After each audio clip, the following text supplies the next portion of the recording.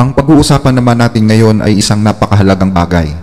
Isang usapin na magtatakda kung tayo ba ay maliligtas o hindi sa galit ng Diyos na inihahanda sa pagbabalik ng kanyang bugtong na anak, ang Panginoong Hesus. At ito po, mga kababayan, ay may kinalaman sa tinatawag na Mark of the Beast at ang bilang ng kanyang pangalan na 666 o 666. Well, ano nga ba ang ibig sabihin ng Mark of the Beast at ng bilang ng kanyang pangalan? Kung inyong napanood yung episode 14, 15 at 16 ng ating Revelation series, doon po ay napag-usapan na natin kung sino yung tinutukoy na una at ikalawang halimaw na binabanggit sa Apokalipsis 13. Ang unang halimaw po ay ang Papa sa Roma. At ang ikalawang halimaw ay ang makapangyarihang bansa ng Estados Unidos. So ito po'y dalawang superpower.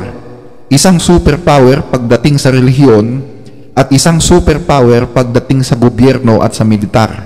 Pero bago ka sana magalit at kumunot ang kilay mo, kaibigan, subukan mo munang panoorin yung episode 14 hanggang 16 para malaman mo kung anong mga ebidensya ang nagtuturo sa kanya bilang tunay na Antikristo.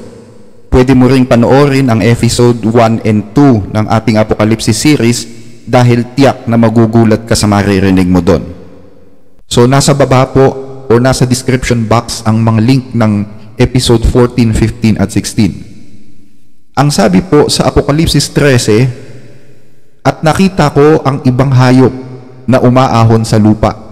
At may dalawang sungay na katulad ng sa isang kordero, at siya'y nagsasalitang gaya ng dragon, at kanyang isinasagawa ang buong kapamahalaan ng unang hayop sa kanyang paningin, at pinasasamba niya ang lupa at ang mga nangananahan dito sa unang hayop na gumaling ang sugat na ikamamatay.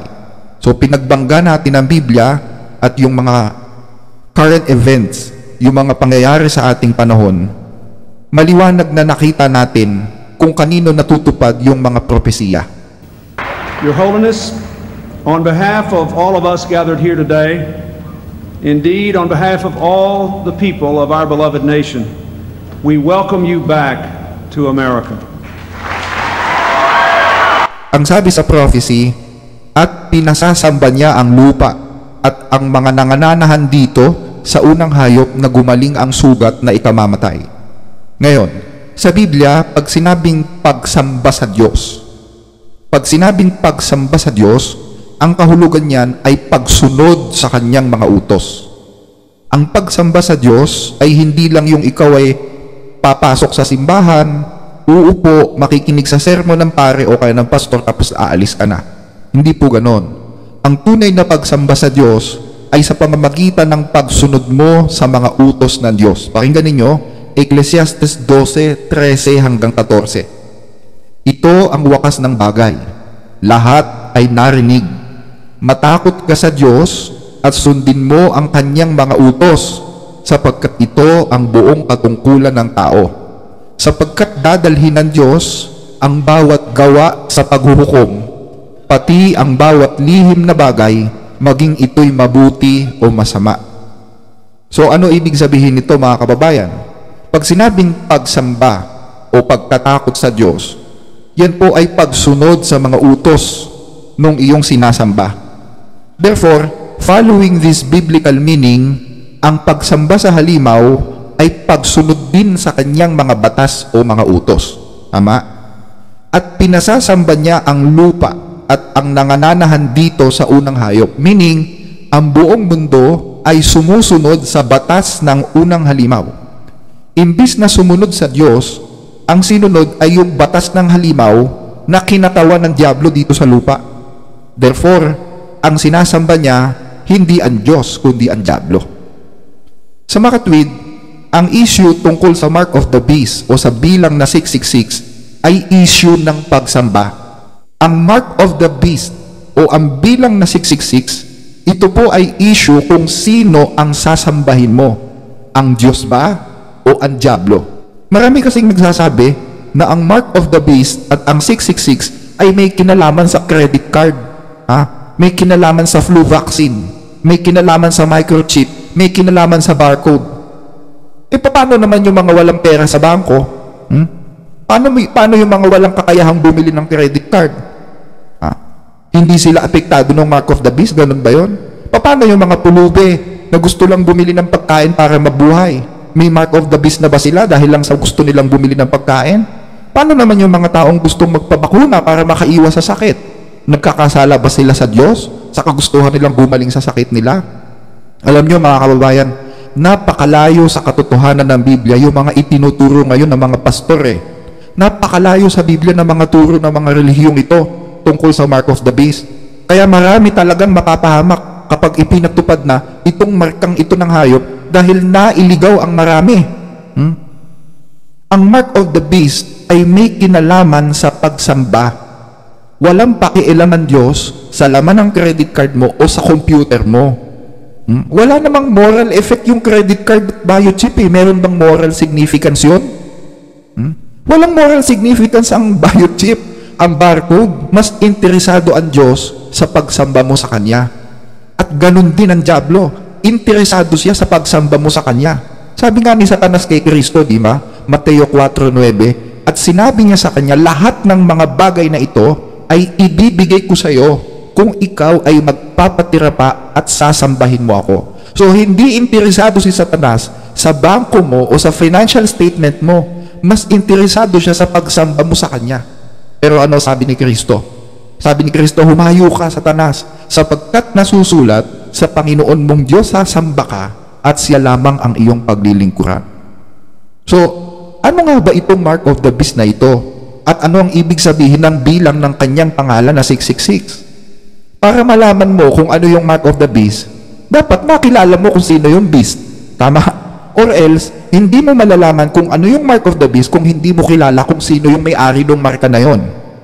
Sabi nung iba, ang mark of the beast daw ay barcode, microchip. Tapos yung beast daw, yun yung antichrist na lalabas sa future. Paano nangyari yun na mas nauna pa yung mark kaysa dun sa beast na lalabas pa lang sa future? Pwede ba yun? Dito pa lang makikita mo na nililigaw ka na Diba? Nakita nyo mga kababayan kung gaano kamali ang turo ng mga nangangaral ngayon? So, ano ba itong mark of the beast na ito? At ano ang ibig sabihin ng bilang ng kanyang pangalan na 666? Ang sabi sa Apokalipsis 13:18, kailangan dito ang karunungan. So, kung wala kang karunungan, hindi mo maintindihan to. Sabi ng Diyos, kailangan dito ang karunungan. Ang may pangunawa ay bilangin ang bilang ng halimaw sapagkat ito'y bilang ng isang tao. Ang bilang na ito ay 666. Mabuti nga basahin natin ito sa English mga kababayan. Here is wisdom. Let him that hath understanding count the number of the beast, for it is the number of a man, and his number is 666. Ano sabi mga kababayan? The number of the beast is the number of a man. Ang bilang ng halimaw ay numero ng isang tao, ng isang lalaki. Sino itong lalaki na ito na siya yung nagme-may-ari ng numerong 666? Sino to? Ito po ay isang lalaki na may kinalaman sa relihiyon, hindi sa politika. Religious power ito mga kababayan. Bakit ko nasabi? Kasi nagpapasamba siya nagpapa-worship siya And if we speak about worship, we are dealing to a religious act. Hindi natin pinag-uusapan yung banking or financial matters or political matters. When we talk about worship, we are dealing to a religious act. Kaya itong lalaking ito'y may kinalaman sa relihiyon. At alam nyo ba mga kababayan, na mayroong binabanggit si Pablo tungkol sa isang tao, sa isang lalaki na nagpapasamba sa mga tao kahit hindi siya Diyos. Pakinggan ninyo.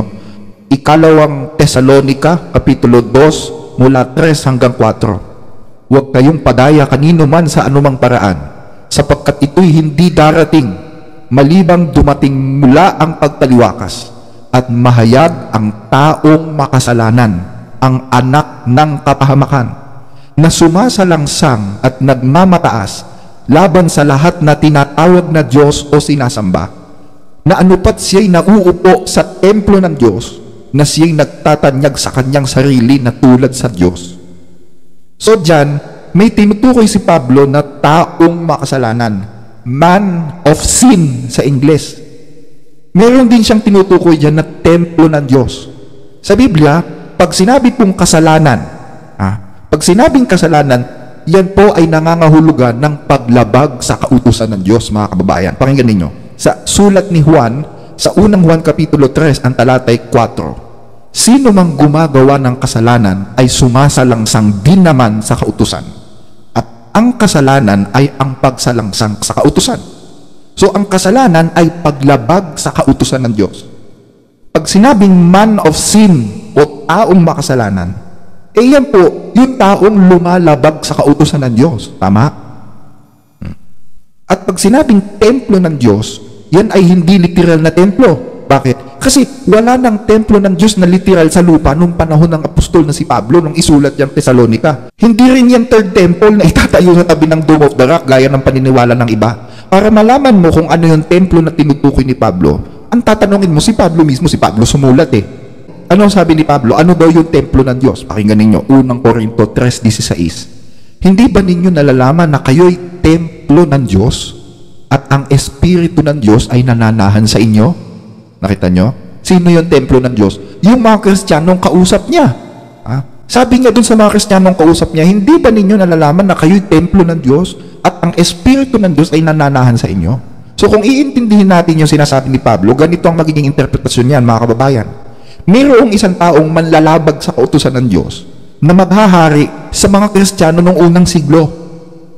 At itatanyag niya yung kanyang sarili sa harap ng mga Kristiyanong ito, papakilala siya na siya ay isang Diyos at magpapasamba siya sa kanila. So yun ang magiging interpretasyon niyan. Nakuha niyo, mga kababayan? So itong taong makasalanang ito yung tinutukoy sa Apokalipsis na halimaw na nagpapasamba sa mga tao. At ang bilang ng kanyang pangalan ay 666. Ngayon, kung babalikan natin ang kasaysayan, alam nyo, halos lahat ng mga Protestant heroes, yung mga bayaning protestante na lumaban sa simbahang Katoliko. Bakit sila lumaban? Kasi pinagbabawal ng simbahang Katoliko ang Biblia.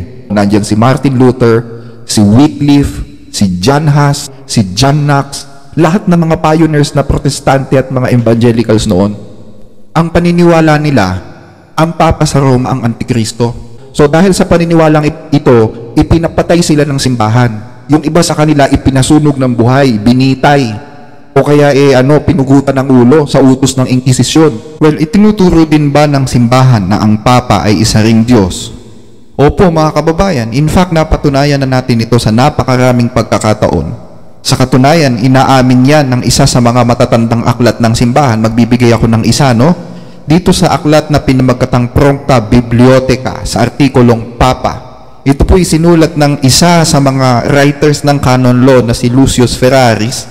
Ang sabi po niya dito, ito po'y nakasulat sa wikang Latin. Ililiwat ko sa Pilipino mamaya.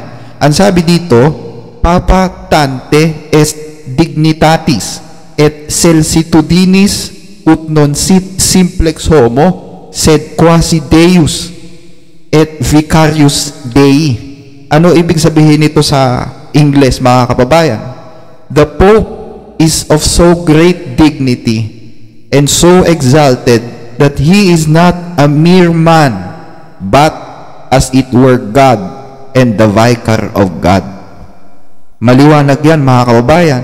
At kung nais pa ninyong makita ang mas marami pang ebidensya na inilabas natin na may ganitong turo ng simbahan, pwede nyo pong panoorin yung ating video tungkol dun sa Antikristo. Nasa description box po ang link. Ngayon, kung titingnan ninyo yung korona ng Papa sa Roma, meron kayong ganitong mababasa So ano ibig sabihin itong inscription na Vicarius Filii Dei? Ano ibig sabihin yan? Ang salitang Vicarius Filii Dei ay isang opisyal na titulo na ginagamit ng Papa sa Roma noong panahon ng kanilang paghahari sa Europa.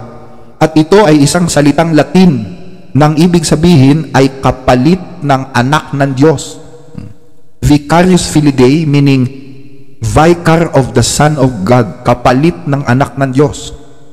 Since ang aklat ng Apokalipsis ay isinulat sa panahon ng Imperyong Romano, Wikang Latin, yung opisyal na wika ng mga tao sa panahon ni Juan. Kasi ang buong mundo is nasasakop ng Imperyong Romano. So wikang Latin yung opisyal na wika ng panahon niya. Sabi sa Biblia, bilangin ang bilang ng kanyang pangalan. Since ang bawat letrang Latin ay may katumbas na numero, subukan nating bilangin itong titulong Vicarius Filii Dei sa numerong katumbas ng titik sa wikang Latin. Subukan natin. Vicarius, that's equal to 112. Filii, that's equal to 53. And Dei, so that's equal to 501. So pag pinag-add mo yung mga numerical values na yan ng mga salitang Latin na ito, it will equal to 666. Nakita nyo? Hindi coincidence yan. Sabi sa Biblia, bilangin nyo ang bilang ng kanyang pangalan. Pag sinabing pangalan, that's the title. That's the title. So ngayon, alam nyo na kung sino yung beast ngayon. Nakita nyo? Alam na natin kung sino yung beast. At para malaman natin kung ano yung mark of the beast, sino tatanungin natin? Tatanungin ba natin yung encyclopedia? Tatanungin ba natin si Google? Tatanungin ba natin si Webster? Siyempre, para malaman mo kung sino yung mark of the beast, kung ano yung mark of the beast, ang tatanungin natin yung beast mismo. Tama? Siya yung may-ari ng mark of the beast eh. So, ang tatanungin natin yung beast. Pero bago natin siya tanungin, tingnan muna natin kung ano yung marka ng tunay na Diyos. Mahalaga kasing malaman natin yun eh. Alam natin yung mark of the beast, pero yung marka ng Diyos, hindi. So, alamin muna natin, ano ba yung marka ng Diyos? Yung tatak ng Diyos. Ang Diyos may tunay na iglesia. So, si Satanas, gumawa rin ng huwad na iglesia. May tunay na Kristo ang Diyos. So, si Satanas, gumawa rin ng huwad na Kristo. Ang Diyos may propeta. So, si Satanas, gumawa rin ng mga bulaang propeta. Ang Diyos may 3 anghel na isinugo bago matapos ang mundo. Ang diablo nagsugo rin ng 3 palaka para dayain naman ang mundo. So, ang Diyos, pumili ng tatak niya. Aba, ang diablo, ganun din. Pumili din siya ng tatak niya. At alam niyo kung ano yung tatak ng Diyos na pinili niya? Ang sabi dito sa Ezekiel 20:20, at inyong ipangilin ang aking mga sabat at mga magiging tanda sa akin at sa inyo upang inyong malaman na ako ang Panginoon ninyong Diyos. Ano yung tanda ng Diyos? Batay sa nakasulat. Yung sabat. Ano yung sabat? Yun yung 7th araw ng sanglinggo sa ating kalendaryo. Yun yung 7th day na tinatawag. Sa ating kalendaryo, ang katumbas niyan ay Sabado. Sabi ng Diyos, 28 ng Exodo, alalahanin mo ang araw ng Sabat upang ipangilin. 6 na araw na gagawa ka at iyong gagawin ang lahat ng iyong gawain. Ngunit, ang 7th araw ay Sabat sa Panginoon mong Diyos. Sa araw na yan ay huwag kang gagawa ng anumang gawa, ikaw, ni ang iyong mga anak na lalaki, ni babae, ni ang iyong aliping lalaki, ni babae, ni ang iyong baka, ni ang iyong taga-ibang lupa na nasa loob ng iyong mga pintuang daan.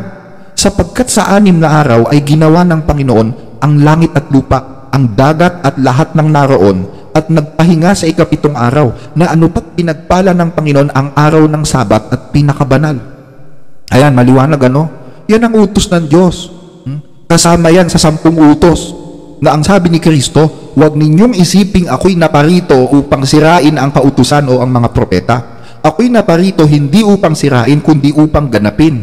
Sapagkat katotohanan ang sinasabi ko sa inyo, hanggang sa mga wala ang langit at ang lupa, ang isang tuldok o isang pudlit sa anumang paraan ay hindi mawawala sa kautusan hanggang sa maganap ang lahat ng mga bagay. Kaya't ang sino mang sumuway sa isa sa kaliit-liitang mga utos na ito at ituro ang gayon sa mga tao, ay tatawaging kaliit-liitan sa kaharian ng langit. Datapot ang sino mang gumanap at ituro, ito'y tatawaging dakila sa kaharian ng langit. Ngayon, itong Antikristo na ang ugali ilabagin ang utos ng Diyos, kaya nga ang tawag sa kanya ni Pablo is man of sin, dahil ang hilig niyang gumawa ng sin, ang hilig niyang lumabag sa utos. Ang sabi sa Biblia, ang gagawin niya ganito, siya'y magsasalita laban sa kataas-taasan at lilipulin niya ang mga banal ng kataas-taasan at kanyang iisiping baguhin ang mga panahon at ang kautusan. Nakita nyo? Ano gagawin niya?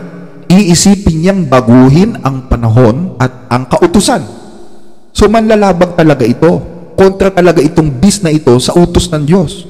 So kapag sinunod mo itong bis na ito, siya yung sinasamba mo at nagkakasala ka sa Diyos. And automatically, you are doing a thing that contrary to the will of God. Para malaman natin kung ano yung mark of the beast, it's better to ask the beast himself. Ano yung tanda ng kanyang authority? Ano sagot niya? Ito, pakinggan ninyo sa isang aklat.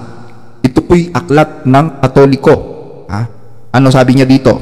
Sa isang aklat na pinamagatang Plain Talk About the Protestantism of Today, from the French of Monseigneur Segur. So isang paring Pranses ang nagsulat nito. Ang sabi niya dito, mga kababayan, it was the Catholic Church which, by the authority of Jesus Christ, has transferred this rest to the Sunday in remembrance of the resurrection of our Lord. Thus, the observance of Sunday by the Protestant is an homage they pay in spite of themselves to the authority of the church. Nakita nyo, mga kababayan? Yun daw ginagawa ng mga protestante na pangingili ng linggo o pagsamba sa araw ng linggo. Yan ay homage nila o tanda ng kanilang pagkilala sa authority ng Iglesia Katolika. Nakita nyo? Dito naman sa opisyal na pahayagan ng Simbahang Katoliko, Our Sunday Visitor, ang sabi po ay ganito: but the Protestant mind does not seem to realize that in accepting the Bible, in observing the Sunday, in keeping Christmas and Easter, they are accepting the authority of the spokesman for the church, the Pope. Nakita nyo, mga kababayan? Ito hindi imbento ito. Ang Iglesia Katolika mismong umaamin ito, dokumentado ito, mga kababayan, na sinasabi nila na ang tanda ng kanilang authority ay yung ginawa nilang paglilipat ng sanctity ng Sabbath day o ng ikapitong araw papunta sa araw ng linggo. Yan yung tatak na sinasabi nila na authority nila, yung mark of their authority, mga kababayan. Dito naman sa isang aklat Katoliko pa rin, Convert's Catechism of Catholic Doctrine na isinulat ni Reverend Peter Geierman. Ito, mga dokumentadong ebidensya, mga kababayan, hindi ko po imbento ito. Ano sabi dito sa aklat na ito? Ang sabi niya, what is the Sabbath day? Saturday is the Sabbath day. Why do we observe Sunday instead of Saturday? We observe Sunday instead of Saturday because the Catholic Church in the Council of Laodicea AD 336 transferred the solemnity from Saturday to Sunday. Why did the Catholic Church substituted Sunday for Saturday? The Church substituted Sunday for Saturday because Christ rose from the dead on Sunday and the Holy Ghost descended upon the apostle on a Sunday. By what authority did the Church substituted Sunday for Saturday? The Church substituted Sunday for Saturday by the plenitude of the divine power which Jesus Christ bestowed upon her. Nakita nyo, mga kapatid? So ano ibig sabihin nito? Kung ang Sabat ay palatandaan ng authority ng Diyos sa kanyang bayan, yun namang pangingili ng linggo ang palatandaan naman ng authority ng Papa. Yan ang pinakapalatandaan na meron silang kakayahan na baguhin ang utos ng Diyos. Ito pa isang patunay. Pakinggan ninyo dito sa isang aklat na isinulat ng paring Katoliko Henry Tuberville, An Abridgment of the Christian Doctrine. Page 58 po ito. How prove you that the church hath power to command feast and holiday? Answer, by the very act of changing the Sabbath into Sunday, which Protestants allow of, and therefore they fondly contradict themselves by keeping Sunday strictly and breaking most of their feasts commanded by the same church. How prove you that? Answer, because by keeping Sunday, they acknowledge the church power to ordain feast and to command them under sin. And by not keeping the rest by her commanded, they again deny, in fact, the same power. Nakita nyo? Ngayon, way back 18th century, mga kababayan, bilang pagsunod sa kahilingan ng simbahan at sa pagsang-ayon na rin ng mga iba't ibang relihiyong protestante sa Amerika, ang pangingilin ng linggo ay isinabatas ng American Supreme Court. Bawal magtrabaho ang lahat ng mga tao at kinakailangan na ang bawat relihiyon ay mangilin sa araw ng linggo. Yan ang kahilingan ng simbahan sa gobyerno at sinuportahan niya ng iba't ibang mga relihiyong protestante. Pero alam nyo ba na hindi ipinatupad yung batas na yan sa buong bansa? Kasi may isang grupo ng relihiyon na umapila sa Kongreso na huwag ituloy yung batas na yan. At yun po yung mga Seventh-day Adventist, mga kababayan. Sa paniniwala na paninikil ito sa kalayaan ng pagsamba at pagsira dun sa tinatawag na separation of church and state. Nakasulat yan sa kasaysayan eh. Ito po ay inilimbag ng Catholic Mirror, Baltimore. So ito'y opisyal na publikasyon ng simbahan dated September 1893. The Christian Sabbath, genuine offspring of the union of the Holy Spirit and the Catholic Church, his spouse. So anong naging reaksyon ng simbahan doon sa naging apila ng mga Sabbath-keeping Adventist? Pakinggan ninyo sa kanilang sulat. Our attention has been called to the above subject in the past week by the receipt of a brochure of 21 pages published by the International Religious Liberty Association entitled Appeal and Remonstrance, embodying resolution adopted by the General Conference of the Seventh-day Adventists February 24, 1893. The Adventists are the only body of Christians with the Bible as their teacher who can find no warrant in its pages for the change of day from the seventh day to the first. Hence, their appellation Seventh-day Adventists. Their cardinal principle consists in setting apart Saturday for exclusive worship of God in conformity with the positive command of God Himself, repeatedly reiterated in the sacred books of the Old and New Testament, literally obeyed by the children of Israel for thousands of years to this day, and endorsed by the teaching and practice of the Son of God whilst on earth. So, even the Catholic Church, kahit ang simbahan, ay aminado sila na yung pangingili ng Sabat ang tama, na itong ipinaglalaban ng mga Adventista ang tama, hindi yung pangingili ng linggo. Kasi sabi nga doon sa ating mga binasa nung una, yung pangingili ng linggo ay isang pagbabago sa kautusan. Yun ay ginawa ng simbahan bilang tanda ng kanilang authority na baguhin ang mga nakasulat sa Biblia. Actually, maraming beses na sa kasaysayan ng mundo na tinangka ng simbahan sa pakipagtulungan ng gobyerno na isabatas yung kautusan ng pangingili ng linggo o yung tinatawag na Blue Law. Pag sinabing Blue Law, kung titingnan ninyo sa Wikipedia ang kahulugan ng Blue Law, ito'y Sunday Law. Pagsasabatas ng araw ng linggo bilang universal na kapahingahan ng lahat ng mga relihiyon. At dahil nga pinipilit ng Iglesia Katolika na ipagtupad itong batas na ito, marami ng bansa o may ilang mga bansa na sa mundo ang sumunod nito o nagpatupad nito Yung Germany, Denmark, yung England and Wales, Netherlands, Northern Ireland, Poland, Canada, at ilang mga states sa US. Pinatupad din yan sa isla ng Tonga at dun sa Cook Island sa Oceania. At alam nyo ba na yung ating kasalukuyang Pope na kinikilala ng simbahang Katoliko, si Pope Francis, alam nyo ba na naglabas na naman siya ng isa pang encyclical letter? Isang encyclical letter na nag-uutos na kailangang mangili ng linggo ang buong mundo. Ang katwiran nila is, sabi nila, para daw bigyan ng kapahingahan yung inang kalikasan. Matindi na daw ang climate change, so kailangan ng mundo ng pahinga. At nakita nila yung magandang resulta doon sa lockdown ng COVID, so they adopt the same style para pagpahingahin ng mundo at ang napili nilang araw ay araw ng linggo. Ang sabi dito sa Catholic News, ito'y Catholic publication ito, Jubilee for the Earth is a timely theme for the season of creation, 1 September to 4th of October. Bishop Mark Stenger of Troyes, co-president of Pax Christi, said last month, Laudato Si is a monumental gift which could become more and more our charter in the post-coronavirus era. So, yung Laudato Si ang magiging charter o prinsipyo ng buong mundo sa post-coronavirus era, yung panahon pagtapos ng coronavirus. Tanong, ano bang nakalagay dyan sa Laudato Si na yan? Ang sabi dito, on Sunday, our participation in the Eucharist has a special importance. Sunday, like the Jewish Sabbath, is meant to be a day which heals our relationship with God, with ourselves, with others, and with the world. And so, the day of rest, which is Sunday, yun nga, yung Sunday, centered on the Eucharist, sheds its light on the whole week and motivates us to greater concern for nature and the poor. Nakita nyo? Yan yung encyclical letter na pinalabas ng Papa. At yan ang magiging charter ng buong mundo pagkatapos ng coronavirus. Tanong, ano naman ang naging response ng mga gobyerno sa mundo? Yung mga malalakas na gobyerno sa mundo, ano naging response nila? Ito, as G7 begins, the world needs climate Sundays. Nakita nyo?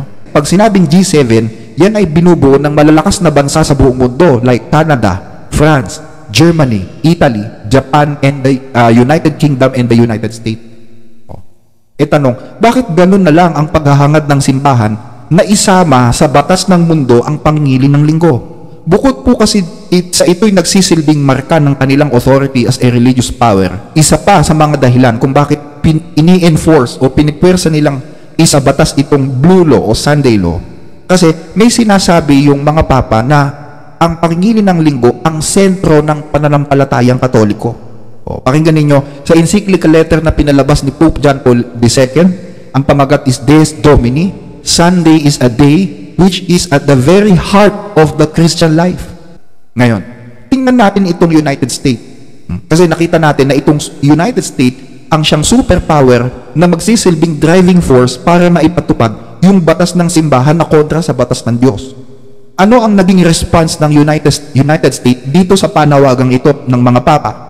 Inilabas nila yung tinatawag na Project 2025. You know, watching your stuff here on the Project 2025, it's pretty scary. Absolutely. America finally has its own Mein Kampf, and it's called the 2025 Project. We begin tonight with a terrifying concept. A frightening article. They're calling it Project 2025. Rudy's 2025 Project. Ano itong Project 2025? Kung titingnan ninyo sa Wikipedia, ang Project 2025 ay isang panukala kung saan ang layunin nito ay ipasailalim ang buong bansa ng Amerika sa kamay ng presidente bilang diktador. Kahit ang legislative and judicial branches ng US kailangan umilalim sila sa presidente, mawawala yung tinatawag na check and balance. In short, yung Project 25 is an authoritarian form of government. Plano na yan ng Amerika by 2025. So, ito'y isang diktadura. At isa sa mga agenda ng Project 25 ay bumuo ng isang batas kung saan naglalayong gawing communal rest ang araw ng linggo. Pakinggan ninyo, dito sa kanilang dokumento, Sabbath rest. God ordained the Sabbath as a day of rest. And until very recently, the Judeo-Christian tradition sought to honor that mandate by moral and legal regulation of work on that day. Congress should encourage communal rest by amending the Fair Labor Standards Act to require that workers be paid time and a half for hours work on the Sabbath. That day would default to Sunday. So ano ibig sabihin nito? Kung ikaw ay may-ari ng kumpanya at magpapatrabaho ka ng tao sa araw ng Sabbath, na default, ang sabi dyan, by default is Sunday. Kailangan mong bayaran sila ng additional 10 minutes o 30 minutes overtime kada oras. Kung ikaw ang may-ari ng kumpanya, gagawin mo ba to? Siyempre, hindi mo gagawin to, lugi ka dito. So ang gagawin mo, patitigilin mo mga tao mo sa araw ng linggo, tama? So itong Project 2025 ay nananawagan sa Kongreso na magkaroon ng isang communal rest to be default by Sunday as Sabbath. So maliwanag pa sa sikat ng araw na ito ay isang doktrinang pangrelihiyon na sinusuportahan o ginawang batas ng gobyerno. Nakita nyo? Alam nyo naman, kapag inumpisahan ng Estados Unidos, parang may domino effect yan parang may domino effect yan sa lahat ng mga bansa sa mundo. Lalo na kapag ginamit nilang dahilan yung tinatawag na inang kalikasan o yung climate change. Wala nang rason para hindi sila sundin ng ibang mga bansa at ng ibang mga relihiyon gaya ng mga Muslim, ng mga Buddhist, ng mga Hindu, ng mga American Indian, ng mga Shinto sa Japan at kahit nga yung mga pagano sa Africa Sa pamamagitan po ng batas na yan, magkakaisa ang buong mundo. Wala silang kamalay-malay na ang pagsunod sa Sunday law ay pagkilala sa authority ng Papa sa buong mundo gaya ng sinasaad dun sa kanilang doktrina. Wala naman sanang masama kung maging concern tayo sa kalikasan. Pero once na sinira mo ang utos ng Diyos alang-alang sa kalikasan o sa kung ano pa mang bagay na nilikha tulad ng tao o hayop o mga halaman, kapag yan ang naging priority mo nang higit sa utos ng Diyos, maliwanag pa sa sikat ng araw na yan ay pagbabaliwala sa Diyos. Once na maging priority mo ang nilalang ng higit kaysa dun sa lumalang, ang tawag dyan ay pantheism.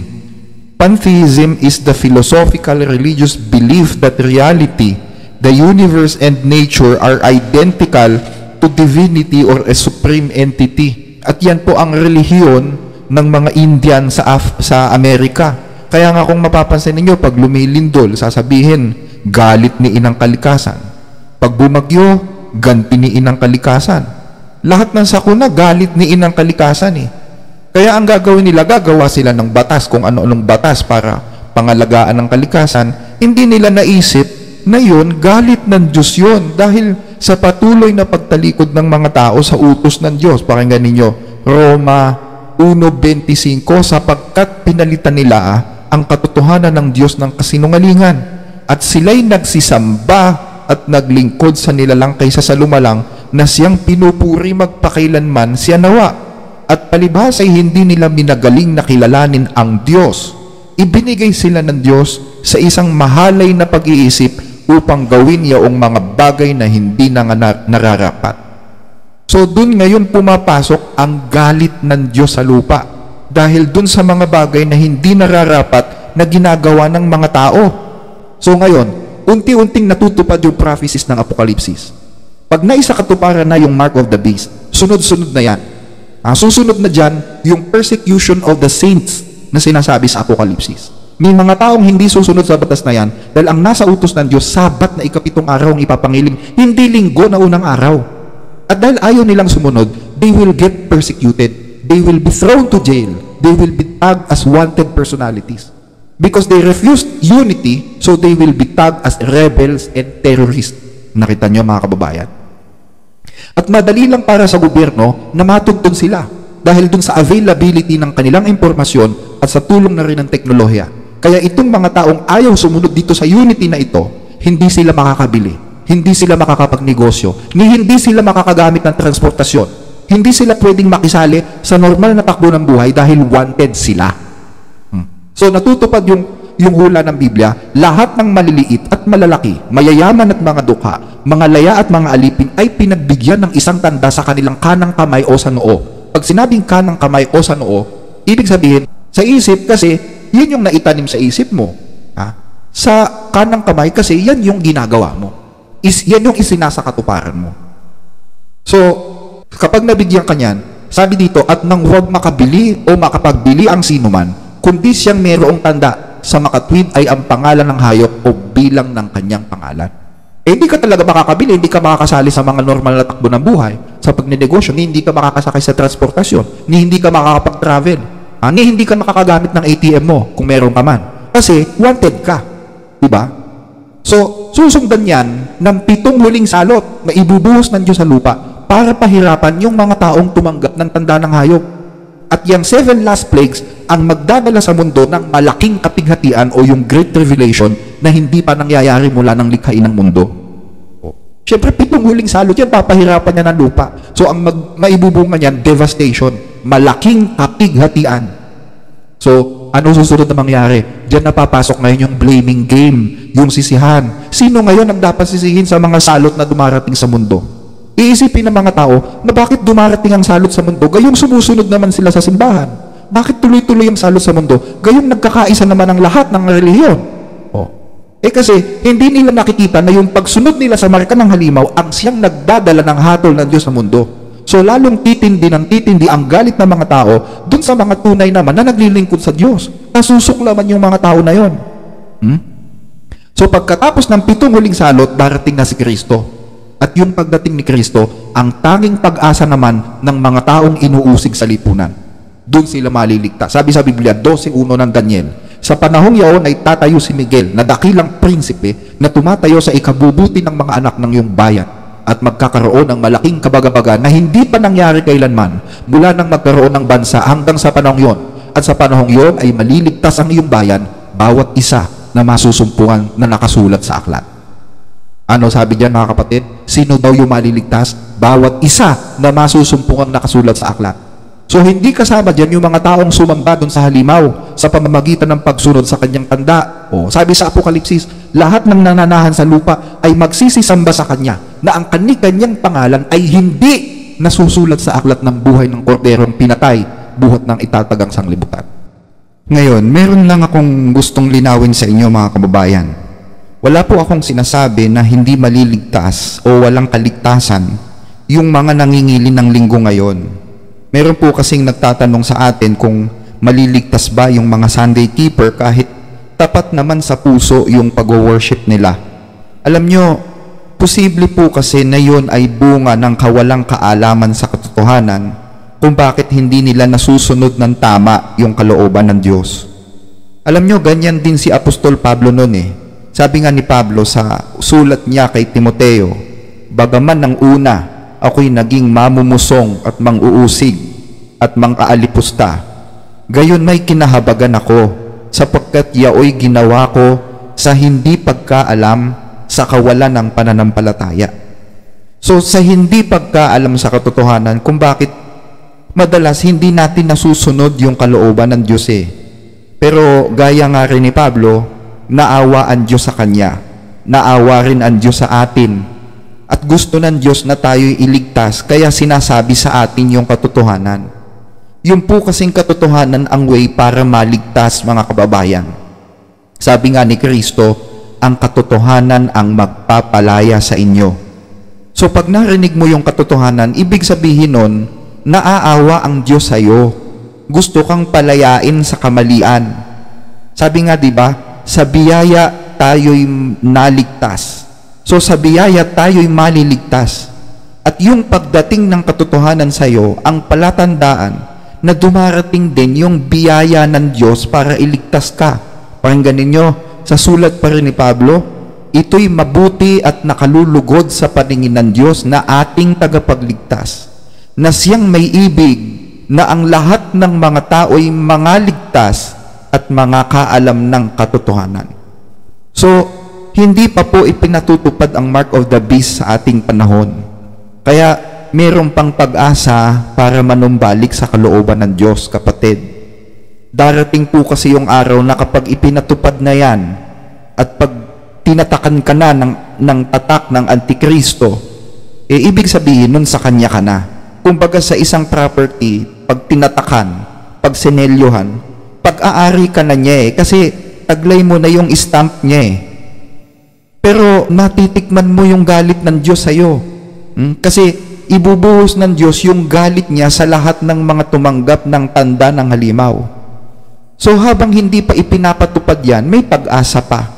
Tanggapin mo yung katotohanan at magtatamo ka ng biyaya ng Diyos. Sabi nga ni Pablo sa sulat niya sa mga taga-Kolosas, na ito'y dumating sa inyo. Gayon din naman kung papaano na sa buong sanglibutan na namumunga at lumalaganap, gaya rin naman sa inyo mula ng araw na inyong marinig at malaman ang biyaya ng Diyos sa katotohanan.